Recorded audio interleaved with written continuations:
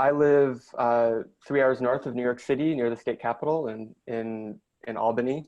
And I came upon Sociocracy 5 years ago, actually, while kind of in the middle of a painful separation from an intentional community that I had helped to start in my early 20s, which had a lot of challenges around power and governance, all the stuff that we're all familiar with.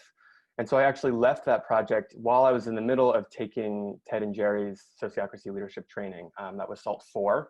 SALT 13 just finished, and I actually was a coach on it, which was really fun.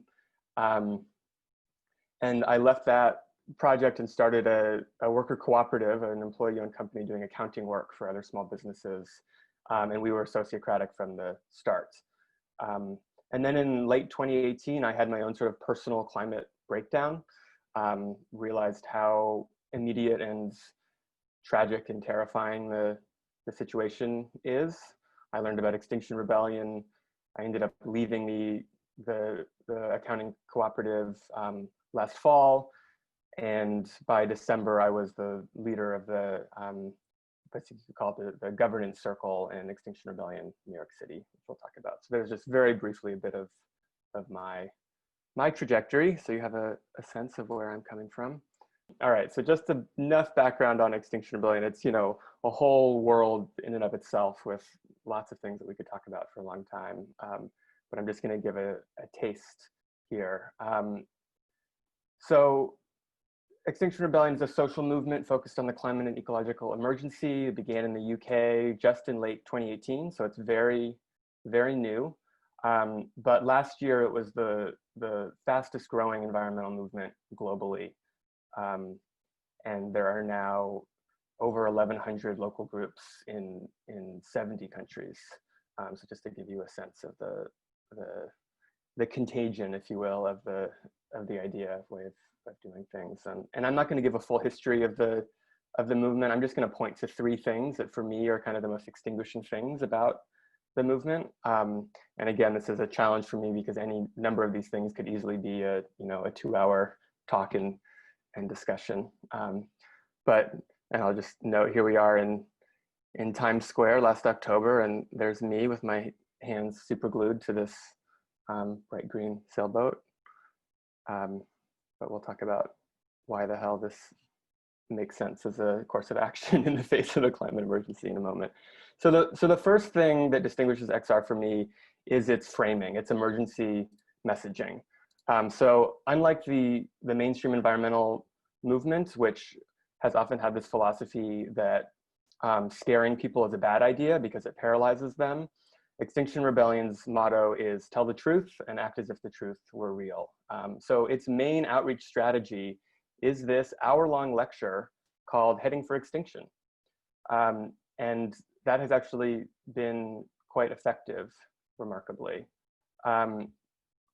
But it depends on really supporting people through the emotions that come up when you look at the facts. And so I'm just giving, these are just a couple examples of some of the slides. And so I'm sort of sneaking in, obviously, some of the emergency messaging into this talk.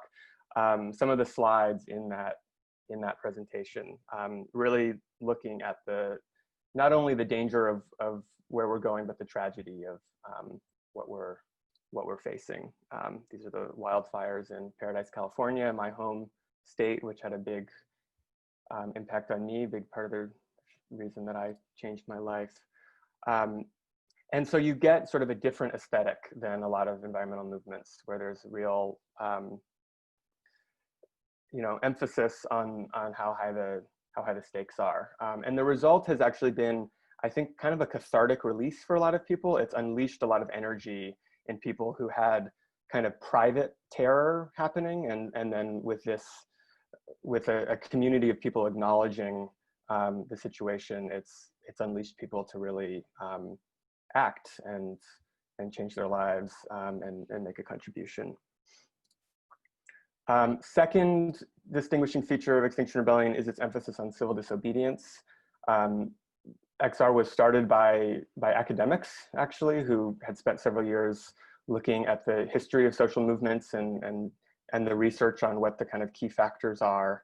And they hit upon this the theory of civil disobedience. I mean, obviously it's something that we're all familiar with, but the strategy is quite particular. It's to create, rather than sort of high risk actions that a few people are doing, the idea is to create large, joyful, fun demonstrations that are very inviting, that make it very easy to break the law. So the idea is that you want kids and grandmothers out there breaking the law.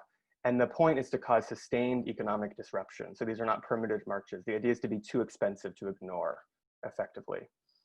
So we create political leverage by shutting down the system. The last key feature that I'll mention is the demand that Extinction Rebellion has around democracy. So our target, rather than the fossil fuel industry or subsidies for oil production or advocating for a particular policy, our target is actually democracy. We take aim at the political system itself, and our third demand is for what's called a citizens' assembly, which is a deliberative body of everyday people selected via civic lottery, much like a jury, at least in the United States, but selected in such a way that this group mirrors the demographics of the overall population. This may sound far-fetched, but it's actually a format that's been used successfully around the world on a variety of issues, including gay marriage, actually, in Ireland, and electoral redistricting in British Columbia. And so this was certainly something that kind of drew me to the movement. And I love the intersection, actually, of sociocracy, the sort of like the socios, right? The governance of people who choose to do something together to start a social movement, and this larger vision for a different or a real democracy that is obviously a civic vision based in the demos. So it's always hard not to talk more and more about citizens' assemblies, but just to give you a sense of what distinguishes Extinction Rebellion. And again, I mentioned this is actually quite an old map. It's from the fall. But yeah, over the course of a year, 1,100 local groups in 68 countries. And this is a good time to mention that the founders of Extinction Rebellion in the UK were very influenced by Frederick Laloux. You hear a lot in the early talks about teal organizations. And they eventually brought in a holacracy consultant named Nick Osborne to write a constitution for them. I don't know Nick, but maybe some of you on the call do. And at some point the governance model became named self-organizing systems. So that's what we call it in Extinction Rebellion, SOS for short. And again, I don't know if that's a word that people were using for this kind of thing before Extinction Rebellion or not, but that's the context. And so it's this kind of amazing moment where, you know, over 1,000 groups all over the world are being handed this governance model and these ideas around distributed power. In the same moment that they're confronting, you know, the existential threat of the climate emergency, and really having to take a hard look at the sustainability of the society that they live in. So I found that it leaves people much more open for reconsidering their assumptions about how people should relate to each other, about their own lives, than before they really went through this process of recognizing the situation that we're in. All right, so I'll give just a brief amount of background on New York City, which the group was started by a very small group in December of 2018, immediately following the first large protest in London. And this group had very little previous relationship to one another, which has proven to be a crucial factor. And no one had experience with holacracy or sociocracy or governance of any kind, as far as I can tell. But they planned an ambitious action for the end of January, which is the photo you're looking at now. This was the first protest that I showed up to in New York City at Rockefeller Center. And they grew extremely quickly after that. So you have a situation of people who don't know each other very well, in the middle of a movement that's growing very quickly. They've got some very talented people involved who are able to pull off, you know, public stunts and strong messaging and press relations and give inspiring talks. And there's this vague idea that they're supposed to be using a self-organizing system and distribute power among circles, but not much expertise to support them in getting there. So when we showed up, and I won't tell the story of how we got involved. Mostly it was through me getting arrested 4 times and spending many hours in jail with various people and getting to know them. But when we showed up in December, myself, Ted and Jerry from Sociocracy for All, I roped into this, and another guy named Hyatt Hasegawa Bailey, who's another Sociocracy Academy student and organizer. This was the organizational structure. So a very flat structure. The anchor circle is XR's term for effectively the general circle. Few of these circles had defined membership. Obviously, this is an all volunteer organization, so it was sort of whoever showed up to any given meeting. Fewer circles than that had operational roles or any kind of documented workflow, which really resulted in some very overburdened leaders of these circles. I'm sure you've all experienced the pattern of certain type of personality ends up in the leadership role and takes on any responsibility that's not clearly defined or delegated, ends up in their lap, right?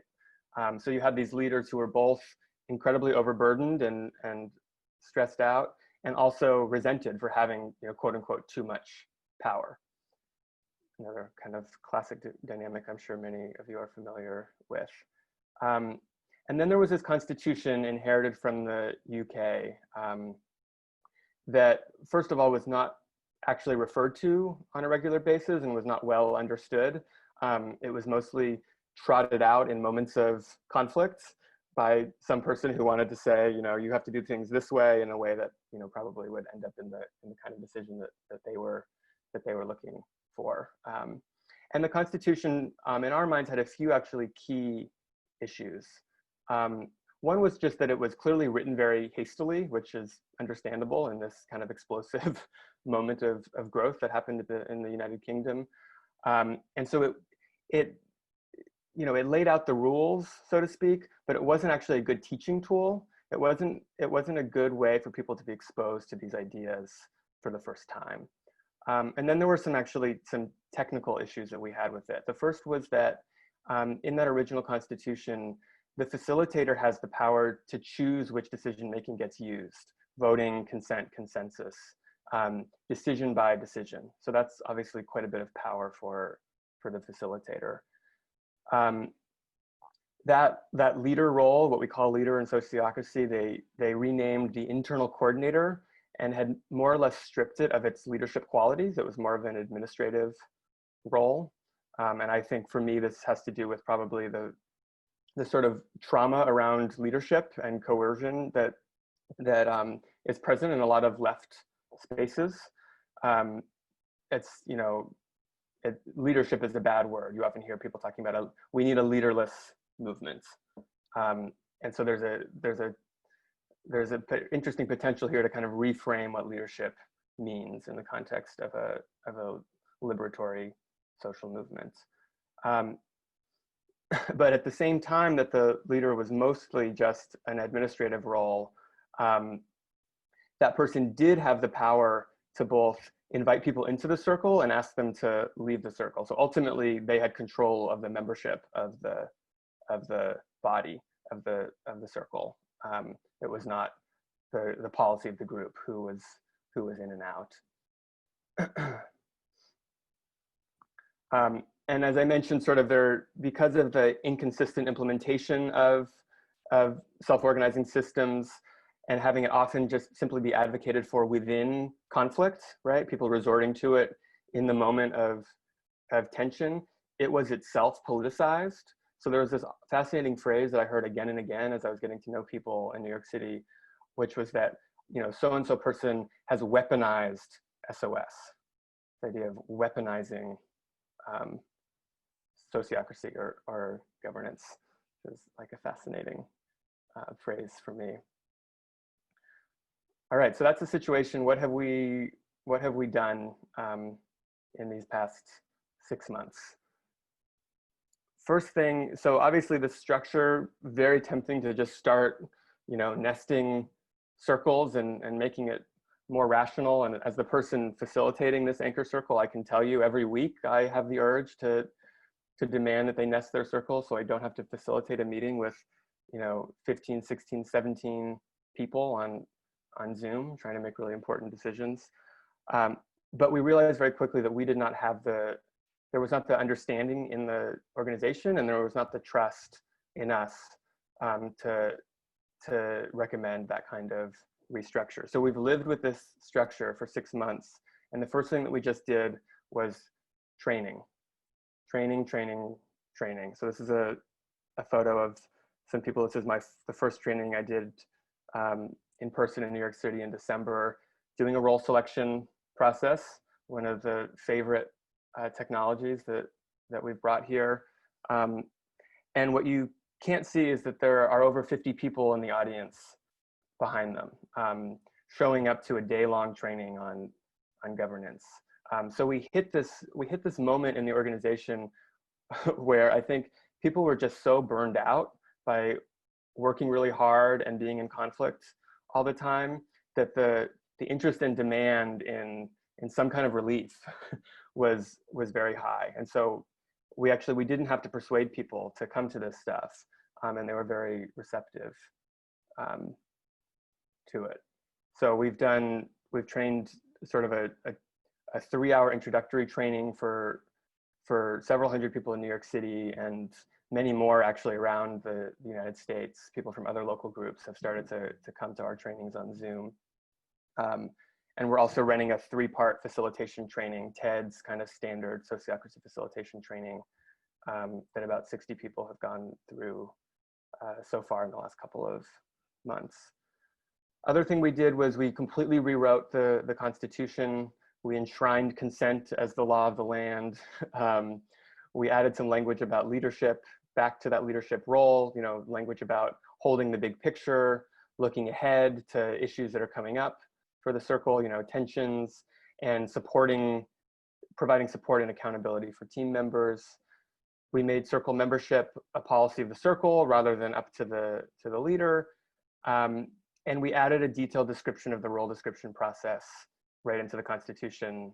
Did not require it, but have language kind of strongly encouraging it. And that has worked. It's definitely sort of the most accessible, immediately rewarding thing I think that people have gotten from us. They really like that sociocratic role selection process. Other thing that has made a big difference is facilitating the general circle, coming in and doing that. And it's been a really good lesson for me in both the power of clear process and its limitations. So just by adding rounds and practicing consent and providing some support around written policy, that's gone a long ways towards calming tensions and stabilizing things in that group and making it a much safer space. My sense is that it was quite contentious before that, with lots of conflict and turnover. But we're continuing to see that that's actually really not enough. Underlying tensions and mistrust remain. And we actually had a meeting. We finally did propose a new structure, a nested structure, just on Monday. And at the very least, it was helpful in surfacing all of these tensions that I think people had sort of been swallowing in the spirit of wanting to get along and move on.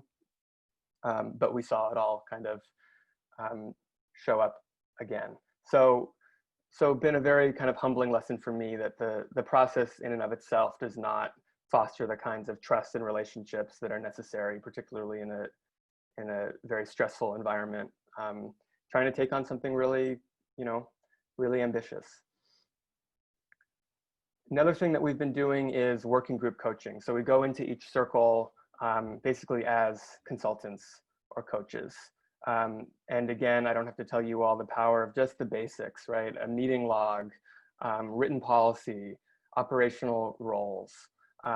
One of the things that we've been able to do, I think, as sort of outsiders is give people cover for defining the membership of their circles, sort of in this transition phase from a circle being just a time and a place where a meeting happened and whoever showed up was part of the circle, to actually being an enduring organizational structure where decision-making power is earned by contribution. And so by us being these sort of external coaches, we've given cover for the leaders and the delegates and those who are very involved to be able to kind of have those difficult conversations and that formalization, creating accountability effectively. And so they can point to me and say, Jesse's making us do this, right? As I mentioned, the role selection process has been really, really popular for people. And then I'll just say that the framing of input, transformation, output, this really simple thing, is so revolutionary for a group of 5 or 6 or 7 people to map out their work and understand the big picture. I've been just noticing that in the last few weeks. All right, 5 minutes to go here. We're on track here. All right, so just a couple current projects that I'll muse on for a few minutes. One is this restructure. So I showed you the current structure on the left that's very flat and results in a huge general circle. Here's the proposal that we brought to the group just on Monday. Effectively nests all of the sort of public-facing operational circles under an operations circle, and this is kind of following the lead of what they ended up doing in the UK as well. And we did propose, though, a triple link rather than a double link between the operations circle and the general circle to ensure that someone from these are sort of the big 3: media messaging, outreach, and actions. Do a lot of collaboration together, obviously reaching people and driving them to participate. And so a triple link ensures that all 3 of those circles has someone sitting on the general circle. You'll note that there is no mission circle. This is, for me, really a legacy of a project that came from the outside, right? A bunch of people came together without knowing each other around an idea that someone else had created. There are no founders in the traditional sense of the word. And so it feels pretty impossible to create a mission circle at this point because again, of the sort of power dynamics and the feeling like those people would have more power than others. So some of the obstacles we found, it's really fascinating. We had one-on-one meetings with every single one of these circles to show this proposal to them. And the vast majority were really excited about it. And then we got into the meeting, and once they were around their peers, and a couple of the peers felt quite either threatened or snubbed by this, that changed the whole tone, and suddenly everyone felt snubbed in one way or another. So, lessons for me are, first of all, the legacy of conflict and dysfunction is deep, and it doesn't get healed just by introducing good process. There's got to be some real repair and reconciliation that needs to happen.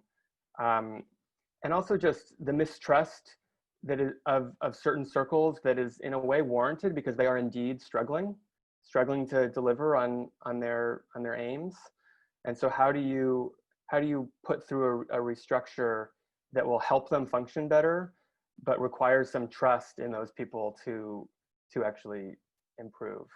And then, we saw this again and again. You can explain to people that this is not a corporate pyramid where the people in the center are more powerful or more important, but in people's minds, we are so ingrained with that, right? So if you are in a subcircle, if you have been nested under this operations circle, you are less important, right? That was the message that people got from this diagram. And then the other thing that came up for me is really, not only do people see that being nested under a subcircle makes them less important, the other side of the coin is that they really do feel like they're the most important. There's this culture of individualism. Whatever piece we are owning is actually really the most important piece to the whole organization. It's at the core of the work. And not only that, but it should really be directing the other pieces. So we heard that from people involved in the action circle, in the arts circle, in the regenerative culture circle, very diverse types of work happening in these different circles. And many of the people involved think, well, really, you know, they should be in the lead. So that was fascinating. And I don't certainly exempt myself from that culture, right? It's just one of the things that we have to cope with. All right, 1 minute left. I'll just talk really quickly about strategy. You'll see this blue strategy stewardship circle. This has been a really interesting process that came out of the recognition, a feeling of sort of rudderlessness or a lack of strategic direction for the organization. You know, we've inherited a certain theory of change around civil disobedience from the movement in the UK, but it's been really difficult to figure out for this group how to implement that in New York City in the context, what are the opportunities? So there's never really been a strategic function in the organization until now. It's been sort of distributed throughout, which has resulted in a lot of, you know, a lack of focus, people going in different directions. And so that's been an ongoing process. There's quite a bit of listening involved in the process and the way we set it up, a lot of facilitated calls and polls to gather ideas from all over the movement, right? So that it's not just this small group of people that are making the decision, so that, you know, the difference between input and decision making. But in a way that emphasis on listening has actually, we've lost some of the importance of actual sort of deliberation that needs to happen in that group, right? A strategy can't just be an aggregation of all of the opinions and preferences of every single member of the, you know, thousands of members of Extinction Rebellion New York City. There actually has to be some facilitated, you know, framing of questions and pursuing different lines of reasoning that has to happen in smaller groups. Which is interesting because that sort of parallels our critique of electoral democracy, right? That we need to actually engage people in deliberation and dialogue to create solutions rather than just asking them to show up at a ballot box once or twice a year. So we're struggling with that dynamic within our own organization. All right, I'll stop there. I'm gonna quit sharing my screen. That's a quite interesting question. A very quick one to start from France. In the world map, you had the green logos and white logos. What's the difference between them? In the warm-up, the green logos and the white logos. I'm not sure. When you show the world map, you had I have no idea. Okay. Very quick answer. Have any citizens' assemblies been held yet as part of XR? If so, how did they go? That's a good question. Here, 1 second. I'm gonna screen. Let me know if I echo. Have any citizens' assemblies been implemented? The UK has launched one in response to Extinction Rebellion, a National Citizens' Assembly, but it is not binding. And that's really what we're after, right? That's what makes this a rebellion. And France also has a national assembly going right now around climate, which is a quite impressive process, and it's actually almost over. It was more in response, I think, to the Yellow Vest movement than to Extinction Rebellion, but there's been some back and forth actually on how binding it is, whether the solutions or the policy recommendations that the assembly arrives at, the government will be bound to implement or not. And again, it's a whole area of professional expertise that I don't have, that I'm excited to be learning about, but there are other people that can speak to that stuff better than I can. Okay. There is a question from Rakesh. I give you further question. Did you have any resistance to sociocracy for the same reasons? And the reasons he was telling, it was an experience he had in Belgium. He do a sociocracy training in Belgium, but they said that they have said recently that because they are using SOS holacracy, they are not so sure if it is appropriate to continue with sociocracy. Yeah, that, you know, and that's been a recurring theme for sure. And it's one that I am confused about because I don't know enough about holacracy to really understand the differences. And obviously, sociocracy is quite flexible, right? It's just a set of design principles. So the idea of something being sociocracy or not being sociocracy is not a very useful frame to me. And I think we just got lucky in New York City that people were in this moment of just being really ready for support and for a change. And if a holacracy consultant had showed up, they probably would have been thrilled. But we showed up. And so that's, honestly, in the US, the challenge has been more with people wanting to use the sort of far left governance strategies that they've used in other direct action movements around spokes councils and consensus. So the sort of like straight anarchist approach to making decisions. That's been more of our challenge and the kind of cultural barriers that we're dealing with. Mm-hmm. I'll jump to Vincent asking, why would the mission circle have more power? It could be purely advisory or not. And about the perception that being in a sub-circle give you less power, might that be a part of you could address in the training so people might perceive it differently? Oh, we're addressing it. It's a drumbeat, you know, over and over again. And I think that speaks to sort of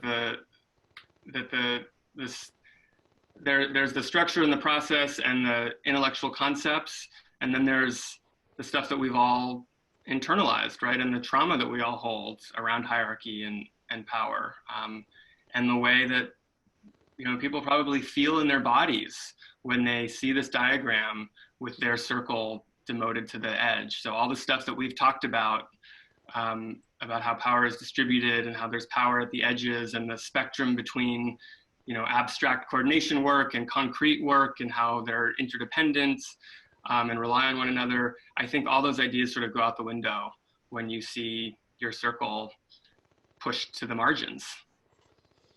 There is something just comment this very quickly. There is something that always never satisfies me, in that don't represent how power is really distributed, how every piece is important, in how graphically we are representing this. And just stop here. I didn't find any new possibilities that show better how it is really. That's so. Toby, how are different XR groups linked?